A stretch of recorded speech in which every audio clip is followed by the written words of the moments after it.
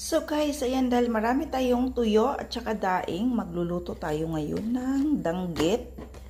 Meron tayong tamban at saka ang ating dilis. So ilang piraso lang yung ating lulutuin. Yan, 3.